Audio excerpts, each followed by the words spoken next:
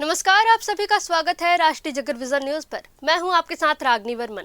दिल्ली के कांग्रेस मुख्यालय में महात्मा गांधी के शहादत दिवस के अवसर पर कांग्रेस पार्टी ने केंद्र सरकार के खिलाफ जोरदार प्रदर्शन किया। सरकार पर मनरेगा को खत्म करने की कोशिशों का आरोप लगाते हुए कांग्रेस ने मनरेगा बचाव यात्रा निकाली, जिसमें बड़ी संख्या में पार्टी कार्यकर्ता और वरिष्ठ नेता शामिल हुए। इस यात्रा का मकसद सरकार की उन नीतियों का विरोध करना था जिनके जरिए मनरेगा को कमजोर करने का आरोप कांग्रेस लगा रही है।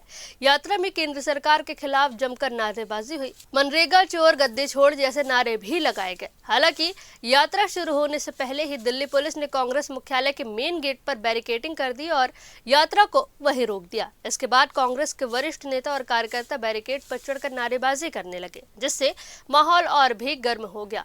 इन तमाम मुद्दों पर राष्ट्रीय जगत विजन न्यूज के संवाददाता अभिषेक आनंद ने कांग्रेस नेता अभिषेक दत्त से खास बातचीत की। हमारे साथ खास बातचीत करने के लिए कांग्रेस पार्टी के वरिष्ठ नेता अभिषेक दत्त हैं। सर, जिस तरीके से मनरेगा को लेकर के आप लोग आज मार्च करने वाले थे, आज गांधी जी का ये जयंती भी था, आप लोगों को रोक दिया गया, क्या वजह रही जिसकी वजह से आप लोगों को आगे नहीं बढ़ने दिया जा रहा? आप लोगों को सवाल खड़े कर रहे हैं इसको? देखिए, बड़ा दुख होता है कि आज दिल्ली पुलिस की व्यवस्था दिल्ली में बढ़ते क्राइम को रोकने के लिए प्रधानमंत्री मोदी जी और अमित शाह जी को करनी चाहिए, परंतु आज जिस तरीके से कांग्रेस पार्टी के नेता, महात्मा गांधी जी की विचारधारा में विश्वास करने वाले नेता, महात्मा गांधी जी से प्रेरित नेता आज उनके घर जाकर उनकी समाधि में जाकर प्रेरणा लेना चाहते, दिल्ली पुलिस अलाउ नहीं करती।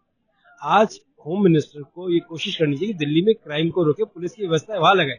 हजारों दिल्ली पुलिस के लोग कांग्रेस पार्टी के ऑफिस को घेर लेते हैं ताकि कांग्रेस के लोग, ताकि महात्मा गांधी जी की वहां पे प्रेरणा न ले सके। बड़ा दुख होता है।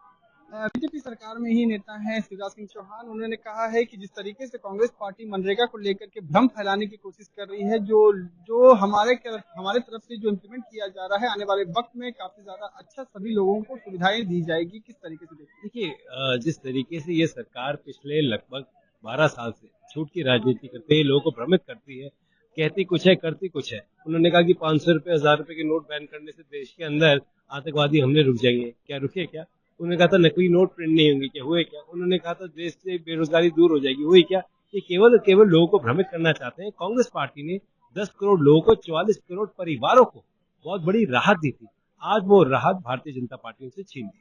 सर, आखिरी सवाल ये रहेगा कि यूजीसी को लेकर के लगातार जिस तरीके से जगह जगह पर आपने देखा कि प्रदर्शन भी हो रहे थे, कल जब सुप्रीम कोर्ट में जब इसकी हियरिंग हुई तो इसको रोक दिया गया, टाल दिया गया। 19 मार्च को इसको दोबारा से इसका हियरिंग होगा। किस तरीके, लेकिन युवा जो ये कह रहे हैं कि इसको रद्द किया जाए, लेकिन सरकार जो है इसको कह रही है कि इसमें जो नए नियम जो लागू किए जाएंगे तो आने वाले वक्त में सभी युवाओं को काफी ज्यादा अच्छी सुविधाएं भी दी जाएगी। कैसे देखते? देखिए, मुझे लगता है नरेंद्र मोदी जी कभी भी किसी बड़े नियम को लाने से पहले किसी भी दलों से चर्चा नहीं करते।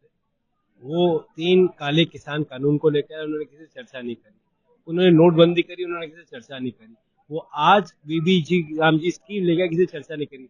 यूजीसी में भी उनको सबसे चर्चा करनी चाहिए, सब लोगों को बुलाना चाहिए, पार्लियामेंट में चर्चा होनी चाहिए, स्टेक होल्डर से चर्चा होनी चाहिए, बड़े बड़े सिविल सोसाइटी से चर्चा होनी चाहिए, फिर एक नियम को पारित करना चाहिए। आज माननीय सुप्रीम कोर्ट ने जिस तरीके से उसको स्टे लगाया है, आज ये मैटर सब्जुडिस है, मैटर ज्यादा कहना नहीं चाहता।